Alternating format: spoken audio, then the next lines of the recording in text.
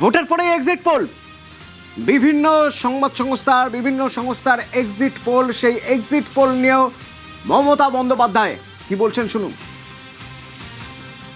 আমি আপনাদের নিশ্চিন্ত করে বলতে চাই, যেটা টিভিতে দেখাচ্ছে এটা বিজেপি অফিস থেকে কালকে বেলা 1:08 সার্কুলেট করেছে এবং টাকা দিয়ে বলেছে যাতে এটা দেখানো হয়। মানুষ যে বিপুলভাবে ভোট দিয়েছে, আমার তাদের প্রতি পুরো ভরসা, বিশ্বাস, আস্থা আছে। এবং ওরা কালকে এটা করিয়েছে প্রেসকে দিয়ে, তার কারণ গদি মিডিয়াকে দিয়ে। তার কারণ হচ্ছে ওরা তো আপনারা জানেন ইডি, সিবিআই, ইনকাম ট্যাক্স সবাইকেই চমকায়। ওটা বিজেপির চক্রান্ত এবং বিজেপি এত করেও মানুষের অধিকার থেকে মানুষকে বঞ্চিত করতে পারলো না এবং তাই বিজেপি শেষ খেলাটা খেলেছে প্রেসকে দিয়ে, যাতে উল্টোপাল্টা বলে আমাদের মনোবলটা কর্মীদের ভেঙে যায়, মানুষের মনোবল ভেঙে যায়। শেয়ার বাজারে ধস নামবে আসল সত্যিটা বেরোলে।